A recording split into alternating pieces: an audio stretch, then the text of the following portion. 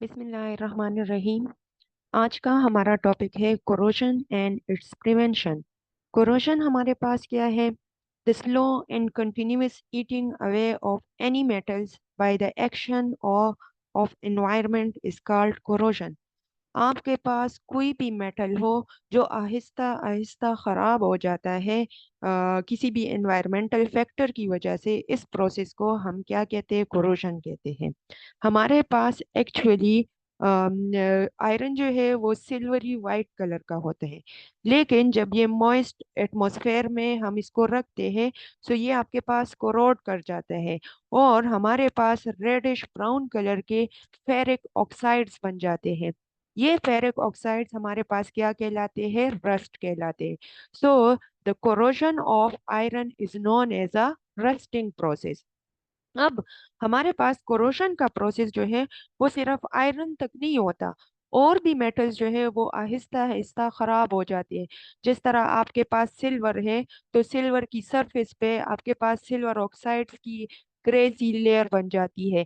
Similarly अगर आप gold की ज्वेलरीज देखते हो, तो वो भी टाइम गुजरने के साथ अगर आपने उसको अपने ओपन एटमॉस्फेयर में रखा होता है तो उसका कलर थोड़ा सा डल हो जाता है, जिसको फिर पॉलिशिंग की जाती है।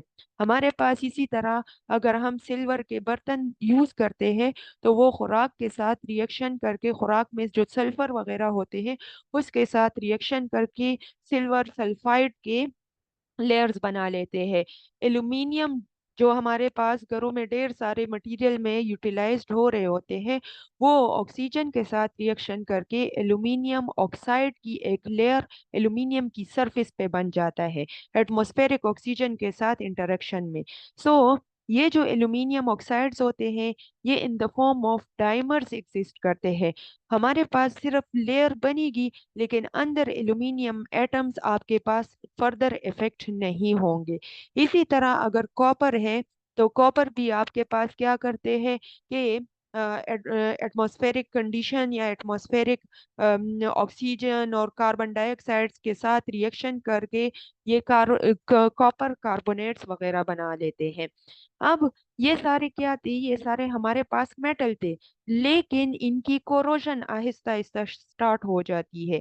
लाइक हमारे पास इनके सरफेसेस जो है उस पे कोई ना कोई अदर एलिमेंट की डिपोजिशंस हो जाती है या कोई कंपाउंड इनके बन जाते हैं।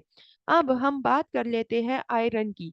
सो आयरन की अभी मैंने कहा कि हमारे पास in the presence of air, ये मॉइस्ट एयर मतलब ऑक्सीजन की प्रेजेंस में हमारे पास क्या आते हैं? Hydrated iron oxides will be form, that is ferric oxides are formed by the chemical reaction of iron. Rust हमारे पास क्या होता है? It is a hydrated iron oxide, और ये हमारे पास रेडिश ब्राउन कलर का होता है। अब देखें जो इसका रिएक्शन है वो किस तरह होता है। हमारे पास क्या है कि लेट सपोज ये आयरन का एक पीस है, ठीक है। इसमें एनोड एंड कैथोड्स दोनों खुद ब खुद जनरेट हो जाते हैं। कैसे जनरेट होंगे? कि हमारे पास रेडॉक्स रिएक्शंस होते हैं। एनोड पे आपके पास ऑक्सीडेशन रिएक्शन होती है, कैथोड पे आपके पास रिडक्शन रिएक्शन होती है। लाइक रेड कैट जो है वो हमारे पास क्या कहलाती है? Reduction at cathode. And and ox जो है ऑक्सीडेशन एट एनोड है। अब देखें कि आपके पास ये आयरन का एक पीस है। इसमें एक वो पीस जो कि प्योरली आयरन एलिमेंट पे कंसिस्ट करता है, वो एक्ट करता है एज अ एनोड। जहाँ पे आपके पास स्ट्रेन हो, जहाँ पे आपके पास कोई रस्ट वगैरह लगा हो, तो वो एरिया आपके पास क्या कहलाता है? वो एक्ट करता है एज अ कैथोड। क्योंकि रस्ट के एरिया में आपके पास फेरिक ऑक्साइड्स या हाइड्रेटेड फेरिक ऑक्साइड्स होते हैं, और ये जो है रिस्पॉन्सिबल होता है फर्दर रेडॉक्स रिएक्शन को प्रोसीड करने में। ये जो एरिया होता है ये हमारे पास पोरस होता है, तो इसकी वजह से जो ऑक्सीजन एटमॉस्फेरिक ऑक्सीजन होते हैं and जो वाटर होते हैं वो क्या कर लेते हैं? फर्दर इनर आयरन एटम्स तक पहुंच जाते हैं।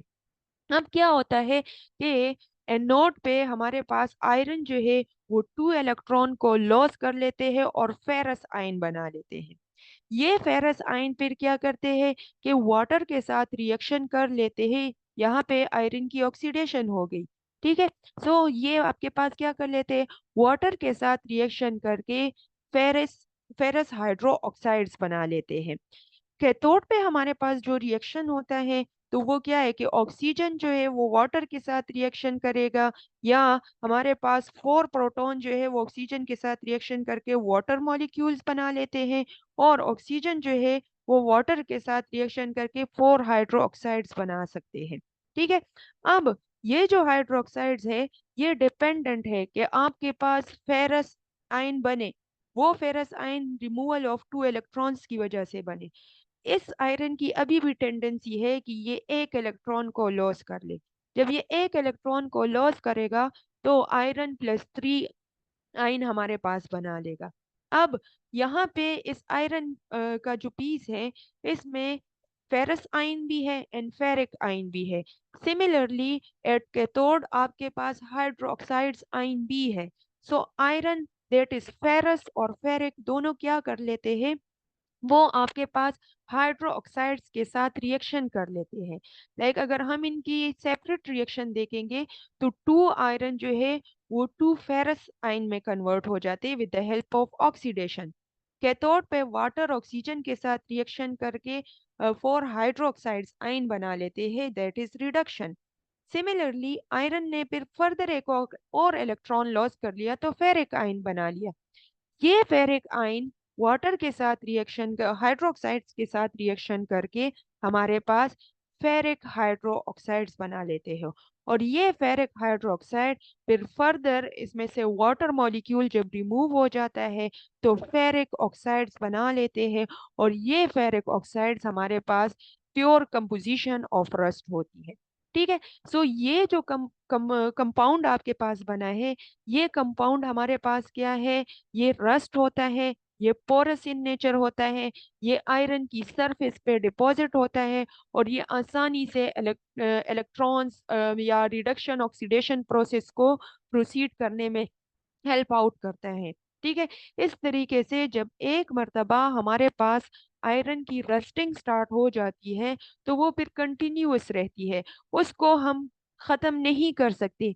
या ज्यादा से ज्यादा हम क्या करेंगे कि उस जगह को रिमूव कर लेंगे, उस पार्ट को जो है आयरन की पीस से रिमूव कर लेंगे, तभी हमारे पास ये हो सकता है। अदरवाइज ये एक लॉन्ग टर्म प्रोसेस है, और एट द एंड आपके पास आयरन का जो पीस होता है वो कंप्लीटली खत्म हो जाता है। तो हमारे पास ऑक्सीडेशन रिडक्शन दोनों रिएक्शन आयरन की सरफेस पे हो रहे होते हैं, जहां पे आपके पास रस्ट हो। ठीक है। आयरन पे जहां पे आपके पास रस्ट मौजूद हो, या जहां पे कोई स्ट्रेन मौजूद हो, तो उसकी वजह से वो एरिया एक्ट करेगा एज अ कैथोड।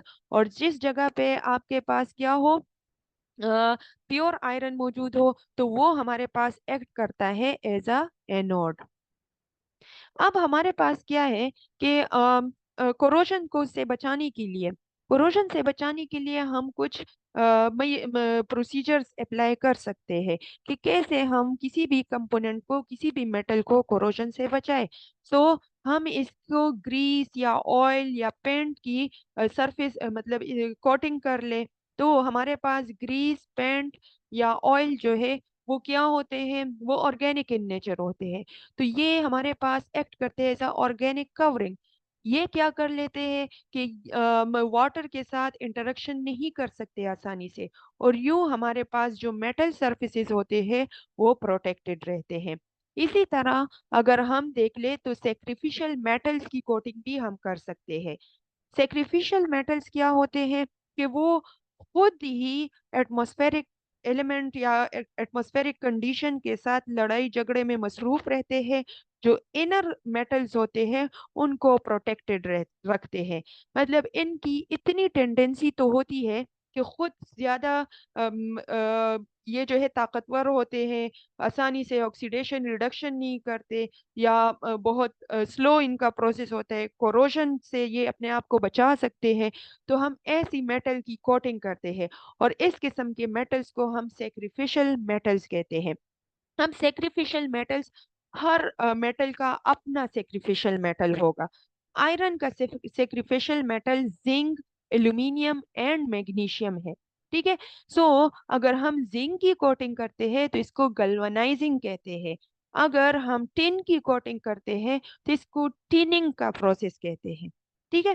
फिर हमारे पास क्या है कि हम आयरन को फॉस्फेट बात दे दे, लाइक आर्थो फास्फोरिक एसिड या जिंक और मैंगनीज फॉस्फेट की कोटिंग कर लेते हैं। सो इस तरीके से भी हमारे पास आयरन प्रोटेक्टेड रहता है। फॉस्फेट का काम क्या होता है कि ये थोड़ा सा एक्स्ट्रा प्रोटेक्शन प्रोवाइड करते हैं और प्रोटेक्ट करते हैं फ्रॉम कोरोजन। एलॉय फॉर्मेशन भी हमारे पास क्या करते हैं, किसी भी मेटल को प्रोटेक्टेड रखते हैं। एलॉय जो है वो क्या है, that is mixing of different metals. So उसकी वजह से आपके पास जो प्योर मेटल होता है उसकी लाइफ जो है वो लाइफ इंक्रीज हो जाती है। सिमिलरली वो जो है प्रोटेक्टेड रहते हैं, इसकी क्वालिटी भी बेहतरीन हो जाती है, उसको हम फॉर लॉन्ग टर्म यूटिलाइज कर सकते हैं। जैसे कि आपकी घरों में मुख्तलिफ अप्लियंसेस होंगे, वो आपके पास in the form of steel होते हैं। Steel is actually alloy of iron and it is mixed with carbon and some chromium etcetera. ठीक है। सो स्टील हमारे पास क्या है कि अब इसमें आयरन तो मौजूद है, लेकिन आयरन को हमने प्रोटेक्ट किया है by the addition of carbon.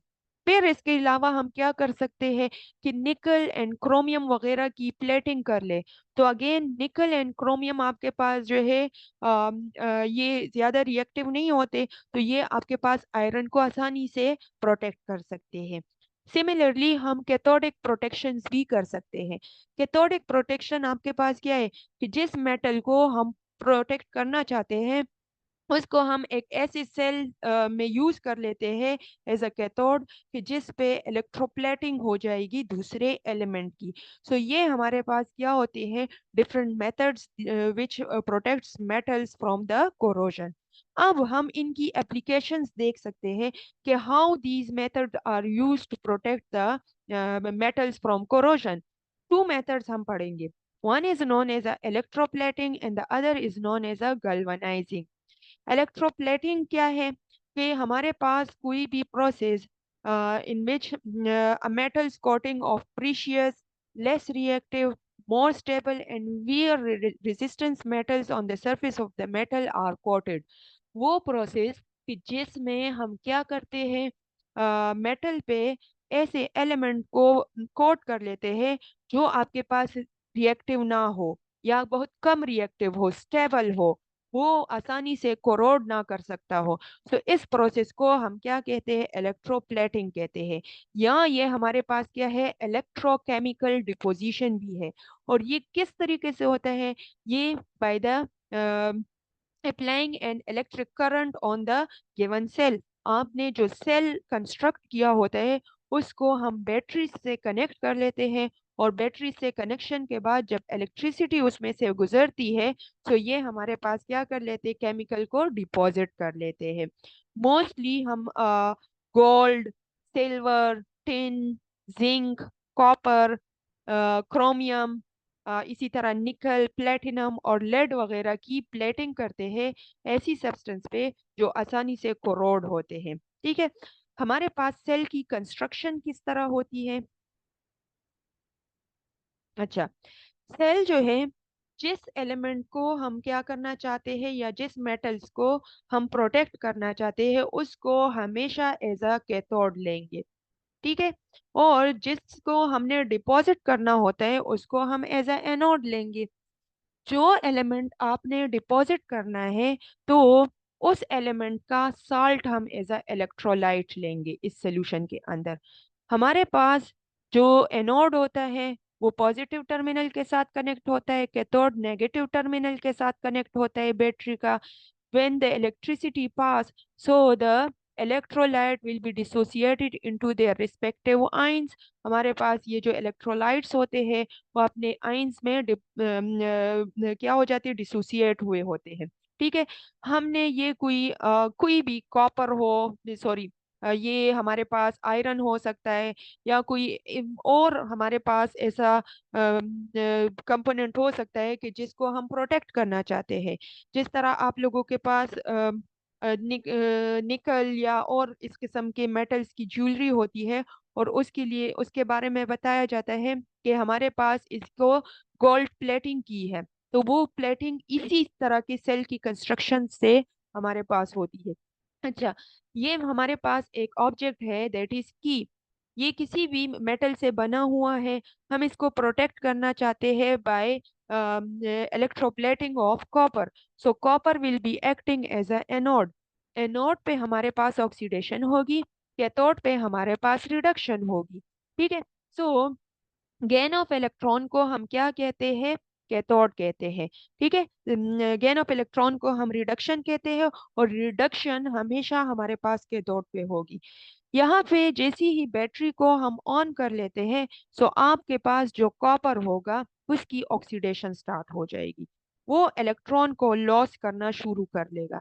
Electron loss करने की वजह से इसका मास कम होना स्टार्ट हो जाएगा, और हमारे पास कॉपर आयंस इस सोल्यूशन में क्या हो जाएंगे? निकलना शुरू हो जाएंगे। ऑलरेडी इस सोल्यूशन के अंदर copper +2 ion and sulphate ion मौजूद थे, और हमारे पास जो एनोड है उसमें से भी आयंस आ रहे थे। ठीक है। सो वो आयंस क्या कर लेते हैं? उनको तो इलेक्ट्रॉन की जरूरत होती है, और इलेक्ट्रॉन्स कहाँ पे इसको मिल रहे होते हैं? यहाँ पे आपके पास कैथोड पे इनको इलेक्ट्रॉन्स मिल रहे होते हैं। सो ये क्या कर लेते हैं कि कॉपर आयंस मूव करने लगते हैं इस जगह पे। रिडक्शन यहाँ पे कैथोड पे हो जाती है, इलेक्ट्रॉन को गेन कर लेते हैं, और ये कॉपर एटम में कन्वर्ट हो जाती है, और इनकी डिपोजिशन इस की पे हो जाती है।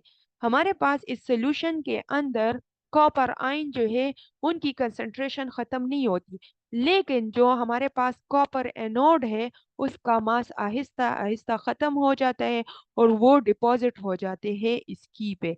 तो हमारे पास क्या हो जाएगा कि ये जो है इलेक्ट्रोप्लेटिंग का प्रोसेस कंप्लीट हो जाएगा। इसी तरह दूसरा प्रोसेस जो है that is galvanising. It is also electroplating process in which the zinc is electroplate on the given object. So that process in which electroplating of zinc is occurred, it is known as a galvanizing process. हमारे पास क्या है कि zinc की plating किसी object पे हो रही होती है, उस प्रोसेस को हम गल्वेनाइजिंग कहते हैं। ठीक है। सो हमारे पास कंस्ट्रक्शन इसकी क्या होगी? कंस्ट्रक्शन ये होगी कि zinc will be acting as a anode, and the other object will be acting as a cathode. तो हमारे पास यहाँ पे क्या हो रहा होगा? कैथोड पे रिडक्शन होगी और एनोड पे ऑक्सीडेशन होगी। इस जगह पे जिंक क्या करेगा? Zinc will be converted into zinc ion. Zinc दो इलेक्ट्रॉन को लॉस कर लेगा। वो इलेक्ट्रॉन मूव करेंगे यहाँ पे हमारे पास कैथोड की तरफ आने की कोशिश करेंगे। इस सोल्यूशन के अंदर जो इलेक्ट्रोलाइट मैंने अभी आपको बताया कि हमारे पास क्या है, जो भी आप मेटल या जो भी एलिमेंट आप डिपॉजिट करना चाहते हैं, तो उसी के इलेक्ट्रोलाइट्स को, उसी के साल्ट को हम एज अ इलेक्ट्रोलाइट लेंगे। जैसे कि यहाँ पे जिंक है, तो zinc hydroxide will be acting as a electrolyte, या zinc sulphate will be acting as a electrolyte. यहाँ से जिंक निकल निकल रहे होंगे ढेर सारे जिंक। जिंक का मास कम होता जाएगा। वो जिंक आयन क्या करेंगे? इलेक्ट्रॉन की सर्च में होंगे। उनको इलेक्ट्रॉन मिलेंगे कैथोड पे। कैथोड पे हमारे पास गेन ऑफ इलेक्ट्रॉन होगी, रिडक्शन का प्रोसेस हो जाएगा, और जो जिंक यहाँ से रिमूव हो गए थे वो हमारे पास क्या कर लेंगे? कैथोड पे डिपॉजिट हो जाएंगे। इसका मास इंक्रीज होगा, जबकि जिंक, ये एनोड का मास आहिस्ता आहिस्ता डिक्रीज होगा, और यूं हमारे पास क्या हो जाएगा कि जिंक की प्लेटिंग हम कर लेंगे। तो अगर आपने सिल्वर प्लेटिंग किसी चीज पे करनी है, तो silver will be acting as a anode, और इलेक्ट्रोलाइट उसका क्या होगा? सिल्वर सल्फेट हो सकता है, सिल्वर क्लोराइड हो सकते हैं, सिल्वर आयोडाइड वगैरह हो सकते हैं। अगर गोल्ड की हमने प्लेटिंग करनी है तो gold will be acting as a anode, और the electrolyte will be gold का कोई भी इलेक्ट्रोलाइट हम ले सकते हैं, कोई भी साल्ट हम एज अ इलेक्ट्रोलाइट ले सकते हैं, और उसको बैटरी से कनेक्ट किया गया होता है। और यूं हमारे पास क्या हो जाता है कि कोई भी ऑब्जेक्ट जिसको हम कोरोजन से बचाना चाहते हैं वो क्या कर लेते हैं, वो हमारे पास प्रोटेक्टेड हो जाते हैं। ठीक है। सो ये हमारे पास आज का टॉपिक था।